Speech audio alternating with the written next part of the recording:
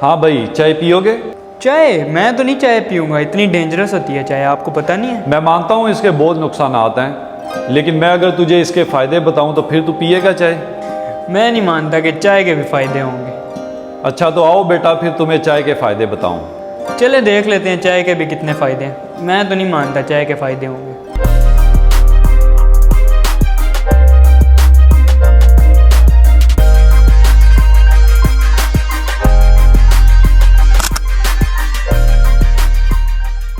दोस्तों, चाय के नुकसानात तो सुने होंगे आपने, लेकिन चले आए चाय के आपको फ़ायदे बताते हैं। सबसे पहले तो चाय पीने से आपके स्ट्रेस लेवल में कमी होती है।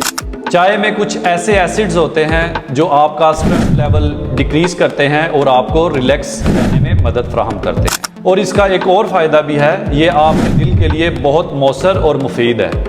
हमारी बॉडी में एक LDL कोलेस्ट्रॉल होता है जो कि बुरा कोलेस्ट्रॉल माना जाता है। ये उसकी मिकदार को कम करने में मदद फराहम करती है। और चाय पीने से आपका नॉर्मल कोलेस्ट्रॉल लेवल भी कम होता है।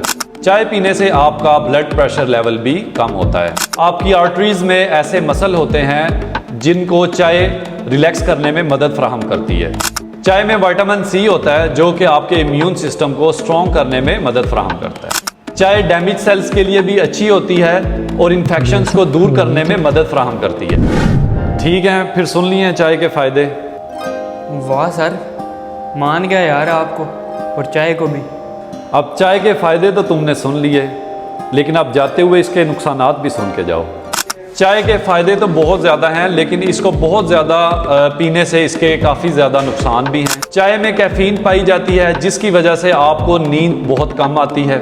ज़्यादा चाय पीने से आपको आयरन की कमी हो जाती है, जिसे आयरन डेफिशिएंसी बोलते हैं, क्योंकि ये आयरन को एब्जॉर्ब करती है।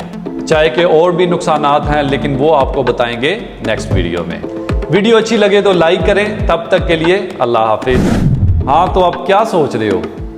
सर मैं अब ये सोच रहा हूँ कि हमें चाय पीनी चाहिए या चाय नहीं पीनी चाहिए।